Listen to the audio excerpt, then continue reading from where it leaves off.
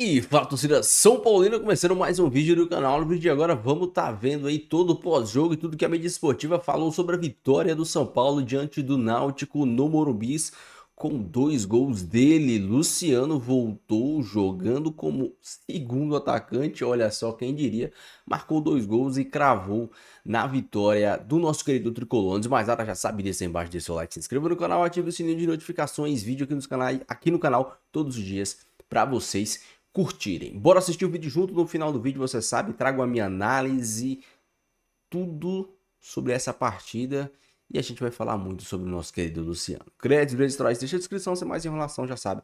Simbora pro vídeo. E o Náutico, neste momento, apesar de toda a sua tradição, sua grande torcida, tá na Série C do Campeonato Brasileiro. E a gente vai para o Morumbi agora. Morumbis, contato com o repórter Eduardo Afonso, que traz os detalhes da partida, que, como eu disse, poderia ter sido maior a vitória do São Paulo. Não é isso? Edu, tudo bem? Boa noite. Como é que você tá, meu xará? Tudo bem com você? Boa noite ao Elton Serra, fã de esportes. Aqui teve um pouquinho de tudo, só não teve o frio que eu esperava, Edu. Vi com esse casacão pesado aqui, achei que ia ter muito frio. Foi até uma temperatura bem amena. Dentro de campo, o clima também só ficou quente ali numa discussão do Luciano com alguns jogadores do Náutico no segundo tempo. 29.291 pagantes, não foi aquele grande público que o Morumbi está acostumado, mas não deixa de ser, para uma terça-feira à noite, um ótimo público. Esperava-se um resultado maior do São Paulo. Aliás, quanto à estatística, não há o que reclamar. O São Paulo chega à 10ª partida de invencibilidade. Sua última derrota foi aquela para o Palmeiras, na semifinal do Campeonato Paulista. De lá para cá, agora são 6 jogos do Brasileiro, 3 da Libertadores e esse da Copa do Brasil. 4 vitórias e 6 empates. Mas não foi assim um resultado em que o torcedor saiu comemorando. A vitória é importante, a vantagem é boa para o jogo do dia 20 nos aflitos, mas não é larga. São Paulo, como você já mostrou, saiu atrás, mas não deu muito tempo para o Náutico curtir essa vantagem parcial. Fez logo 1-1 com o Luciano, o próprio Luciano fez 2-1.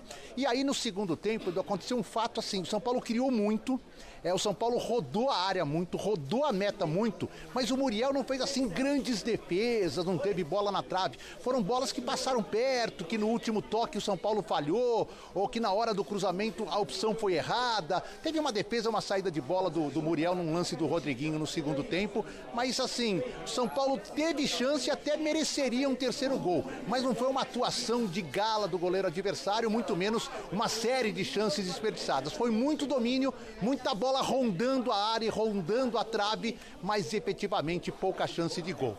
E aí temos um grande prejuízo na partida. Eu vou chamar uma imagem que o nosso repórter cinematográfico Wilson Fernandes fez agora há pouco, já no final do jogo, uma imagem do Alan Franco apoiado, mancando. Jogador do Náutico caiu no tornozelo dele na metade do segundo tempo. Ele jogou mais uns 10, 12 minutos, mas aí, passou aquelas... deixou de ficar quente o negócio, começou a incomodar. Ele saiu do gramado, foi substituído pelo Sabino. E olha, essa é uma preocupação. Numa semana em que o São Paulo estava tentando deixar todas as preocupações médicas de lado, Arboleda e Lucas Moura devem voltar contra o Fortaleza na sexta-feira. Oscar, terça-feira que vem, contra o Aliança Lima. Pablo Maia tem até grande chance de viajar terça-feira também, para pelo menos ser banco. Surge agora essa preocupação com o Alan Franco, que claro vai passar por exame na próxima hora para saber se foi ali uma pequena torção, nada muito grave, ou se teve alguma lesão, algum problema que possa complicar a sequência dele nas 3 competições. O Ferreirinha hoje foi preservado com uma sobrecarga, mas provavelmente o Ferreirinha deve voltar, se não contra o Fortaleza, certamente contra o Aliança Lima. São Paulo agora tem uma sequência braba.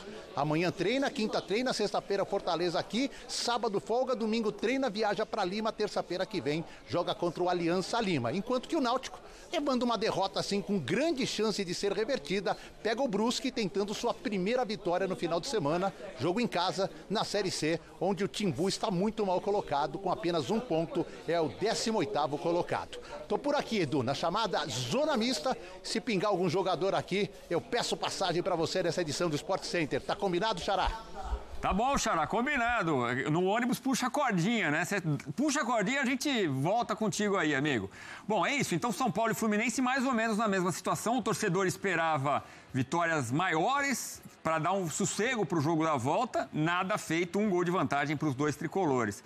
Ô Elton, a gente poderia falar do sucesso do Zubeldia rodando elenco. Aliás, Zubeldia que voltou a tomar cartão amarelo na saída do primeiro tempo. Mas poderíamos falar dos jogadores que vão crescendo, por exemplo, o Lucas Ferreira, Matheus Alves, a molecada que vai ganhando corpo no time principal do São Paulo, mas é impossível a gente não falar do Luciano, porque às vezes ele foi preterido pelo Zubeldia, mas hoje ele mostra como ele pode ser importante para o elenco, né? Ele que foi o artilheiro do São Paulo nas 2 últimas temporadas. E jogando próximo do gol, né, Edu? Eu acho que é onde o Luciano rende melhor. Eu lembro do Rogério Ceni utilizar o Luciano como um 10, e ele até declarava, né? O Luciano sabe fazer muito bem essa função, jogar ali como um segundo atacante, né? Um ponta de lança, jogando por trás de um centroavante. E em alguns momentos até com o Rogério ele foi bem. Mas depois, Luciano tentou ali jogar um pouco mais pelo lado do campo, num 4-4-2, jogando como segundo atacante. E nos últimos tempos com o Zubeldia jogando como um 10 numa linha de 3, né? 2 pontas, ele jogando por dentro. Acho que quando ele tem um pouco mais de liberdade para chegar na área, para finalizar, ele erra muito em finalizações, mas ele está sempre pronto para finalizar. Eu acho que isso é importante também para um jogador que tem esse faro de gol, tem essa vontade de finalizar o tempo inteiro. Às vezes é fominha até por conta disso, mas é um jogador que eu acho que rende melhor próximo do gol. O André Silva tem características diferentes da do Calleri, né? O Calleri sai também muito da área, mas eu acho que o André Silva tem sprints mais longos, ele sai um pouco mais da área, quase para a linha lateral, muitas vezes volta para o São Paulo baixar a linha, ele ataca a profundidade, isso dá espaços também para os pontas entrarem na área, e o próprio Luciano, né, que é um atacante que tem essa movimentação interessante. Voltou a marcar, acho que recupera a confiança depois de um bom tempo sem marcar, e marcar 2 vezes foi importante também. Não foi um jogo fácil para o São Paulo, apesar da produtividade, o Edu Afonso trouxe, né, a quantidade de finalizações, mas não acertando o alvo, mas foi um Náutico também que muitas vezes baixou suas linhas, porque foi um time naturalmente, né, defensivo na maioria do tempo, e eu acho que isso é natural. O Hélio dos Anjos, a família dos Anjos, né, tem uma família também de técnicos no Náutico, acabou montando um time para jogar nos contra-ataques e muitas vezes impunha dificuldades à defesa do São Paulo, mas o resultado acabou sendo importante também, pensando numa estreia em Copa do Brasil, no mata-mata, como você falou, poupando jogadores, alguns forçados inclusive, fica essa preocupação com o Alan Franco até, e pensando na sequência, né, de jogos que o São Paulo tem. Incluiu mais uma competição no seu calendário, né? Tem a Copa do Brasil agora, além, obviamente, da Libertadores e do Brasileiro. O Ferreirinha, por exemplo, o Zubeldia já manifestou a preocupação com ele, né? Com aguentar o tranco de tantos jogos seguidos. O Ferreirinha que desandou a fazer gol no São Paulo, uma peça importantíssima agora para o Zubeldia. Ainda à espera do Oscar e do Lucas, mas você vê que até agora a gente não tinha falado, nós aqui, dos 2 craques que não estão no São Paulo. Do lado do Náutico tem o Kelvin, né, que poderia ser a lei do ex. O Kelvin que passou por vários times, Vasco, Fluminense, Palmeiras e São Paulo, o atacante ali pelo lado direito. E o goleiro é o Muriel. Muriel, ex-Fluminense, irmão do Alisson, campeão inglês pelo Liverpool. Agora, o Náutico, você falou ali que às vezes baixava suas linhas, mas de uma forma geral, um time que quando saía para jogar, encarou o jogo, né? E isso transformou o jogo numa partida interessante de se acompanhar, né? Sim, porque tinha o Kelvin, né? O Kelvin, você falou em São Paulo, o Kelvin que está no Museu do Porto, inclusive, né? Fez um gol importantíssimo com a camisa do Porto contra o Benfica, que deu título, inclusive, português ao Porto. Ele está lá no museu, com esse gol rodando em looping no Museu do Porto, na cidade do Porto. Tinha ele de um lado e do outro lado, né, o autor do gol, Caio Vitor, que é um jogador também de muita movimentação. Esses jogadores atacavam muito mais nesses contra-ataques do que necessariamente os 2 laterais do Náutico, né, preocupados ali com a marcação. Então foi um time que foi montado para isso mesmo, né, com o Auremi sendo o primeiro volante, muitas vezes ali tendo ao lado dele o Patrick Alan, que é um cara que marca muito forte. Quem sai um pouco mais era o Marco Antônio para tentar criar, e aí os 3 atacantes mesmo, né? Os 2 pontas funcionando melhor do que o Paulo Sérgio. O Hélio dos Anjos até no segundo tempo, né, tentou mudar um pouco a formação do ataque para fazer o time funcionar um pouco melhor, até porque estava perdendo a partida, mas faltou talvez uma questão que falta muitas equipes que estão disputando Série C do Campeonato Brasileiro, né, Edu? Acho que falta nível de competitividade. O Náutico tem a Copa do Nordeste, obviamente, né, enfrentando adversários fortes, mas eu acho que o nível aumenta quando você enfrenta uma equipe de Série A, né? E eu acho que isso pesou bastante na reta final do jogo. Acho que tem a questão da qualidade técnica, mesmo o São Paulo mexido era superior, mas a questão física também acho que fez muita diferença nessa partida, principalmente na reta final. Meus amigos, sei que muitos de vocês devem ter vindo aqui e ouvir falar sobre o Luciano. Eu que sou um crítico ferrenho ao Luciano, mas quem me assiste há mais tempo sabe que a minha crítica ao Luciano é ele atuando de meia. Eu digo e repito, o Luciano de meia é patético, é pífio, mas o Luciano de segundo atacante é um excelente jogador. Excelente jogador. Porque ele fez dupla de ataque com o Pablo. E ele fez muito gol. Fez dupla de ataque com o Brenner na época do Diniz. Fez dupla de ataque com o próprio Caleri no início da era do Rogério Ceni. Ele jogava como segundo atacante. Até que um belo dia alguém deu a camisa 10 para ele e acharam que o Luciano era meia. E ele não é. Tanto é que logo depois do segundo gol do São Paulo, teve um contra-ataque. O Marcos Antônio roubou a bola, deu no pé do Luciano. O São Paulo saiu num 4-3 e o Luciano errou o passe. Porque o Luciano não é o cara de dar esse passe. O Luciano é o cara de receber o passe para finalizar. De receber o passe para finalizar. Ele, como finalizador, ele é um excelente jogador.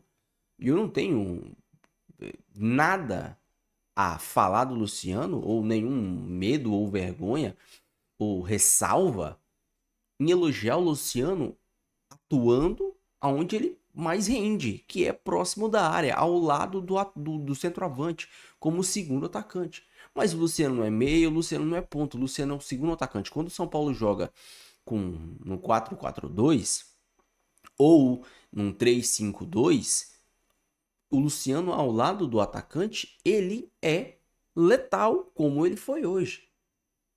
Claramente, o Luciano tem características de um atacante. Ele bate muito bem na bola, ele tem uma facilidade de movimentação dentro da área. Ele é um jogador inteligente, ele é um finalizador nato. Eu lembro até hoje, o São Paulo do Diniz tinha uma jogada que, para você efetuá-la, você tem que ser um bom segundo atacante, você tem que ser um bom atacante. O Reinaldo pegava a bola na lateral esquerda, ele fingia que ia dar na área e dava o tapa rasteiro na meia-lua. O Luciano fez, assim, de cabeça, eu lembrando, uns 4, 5 gols dessa mesma maneira. Por quê? Porque alguém dava o passe para ele finalizar. O grande problema é que na temporada passada o Luciano era o cara do passe. E aí, meu amigo, aí o Luciano é uma piada. Ele erra passe. Um jogo contra, eu lembro até hoje, o jogo contra o Cuiabá, lá em Cuiabá, ele fazendo corta-luz pro contra-ataque do time adversário. São Paulo saiu no contra-ataque, o cara deu a bola, ele fez um corta-luz pro Cleison, que pegou a bola e saiu no contra-ataque. Então, a gente tem que diferenciar. O Luciano meia, ele é uma piada. O Luciano segundo atacante, ele é um jogador acima da média. Ele é um excelente segundo atacante. Um excelente segundo atacante. Não acho o Luciano um jogador brilhante, não acho o Luciano um craque, não acho o Luciano um ídolo. Muito de toda essa idolatria que a torcida do São Paulo tem com o Luciano é muito por conta do nível baixíssimo dos jogadores que passaram pelo São Paulo nos últimos tempos. E aí chega um jogador como o Luciano, que faz gol, que tem minimamente um refino técnico e que se identificou com a torcida, a torcida abraça de uma forma especial. Por quê? Porque a gente acostumou com jogadores ridículos. Trellis, Pablo, Erisson e tantos outros atacantes ridículos que passaram pelo São Paulo. A grande questão é, hoje, na fila de titularidade, o Luciano não tá entre os primeiros da fila. Não tá, tem jogadores na frente dele.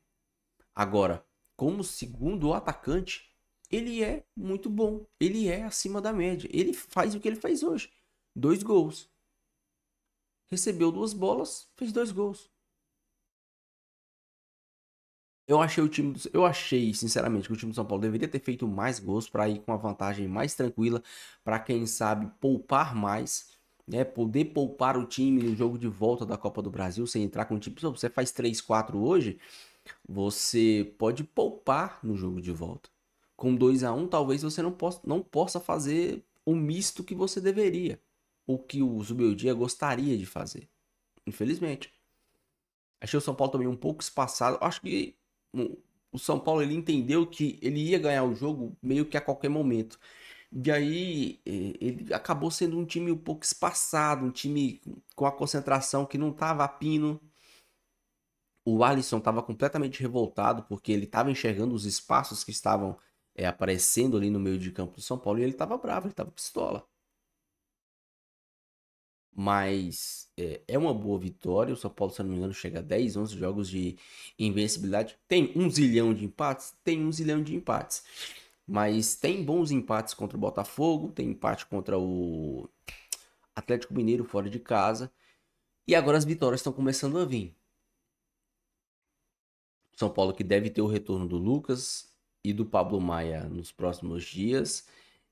Isso é muito bom. O Roland Franco teve um pequeno entorse, mas não acho que deva ser algo muito sério. Um bom jogo, ao meu ver.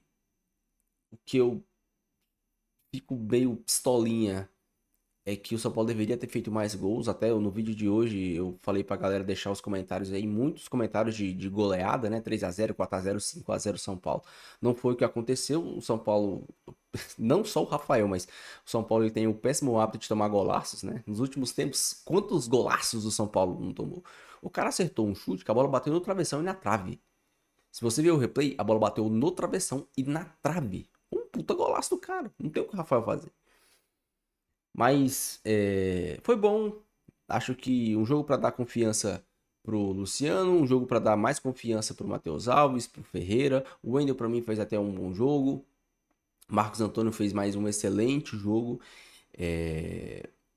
Fica aí como pêsames só o resultado que pra mim poderia ter sido maior. Deixa sua opinião, deixa seu comentário, não esqueça de deixar o seu like aí e se inscrever no canal, beleza? Fique com Deus, até o próximo vídeo e valeu!